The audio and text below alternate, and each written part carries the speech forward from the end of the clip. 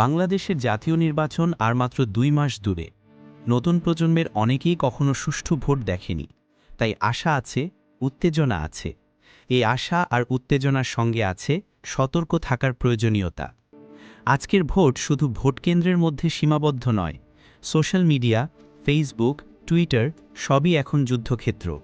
মিথ্যা খবর, পুরনো ভোট জালিয়াতির ফুটেজ, কৃত্রিম ভিডিও বা অডিও সবই জনমত প্রভাবিত করতে পারে।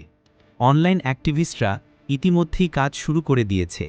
বিভ্রান্তি ভোটকে দুর্বল করতে পারে। মাঠেও বিপদ কম নয়। ভোট কেন্দ্র, নিরাপত্তার ঘাটতি, রাজনৈতিক সংঘাত সবই ব্যবহার করা হতে পারে ভোট ব্যাহত করার জন্য। সাম্প্রতিক হত্যাকাণ্ড, হামলা এবং সহিংসতার ঘটনা এটাকে আরও ভয়ঙ্কর করে তুলেছে। বিশেষজ্ঞরা সতর্ক করছেন, কিছু রাজনৈতিক মহল এবং বিদেশি শক্তি মিলে ভোট প্রভাবিত করতে চাইছে। সাইবার হামলা, প্রোপাগান্ডা, ভোট কেন্দ্রে হস্তক্ষেপ সবই সম্ভাব্য। কিছু অভ্যন্তরীণ গোষ্ঠী নিজের স্বার্থে নির্বাচনের স্বচ্ছতা ভঙ্গ করতে পারে।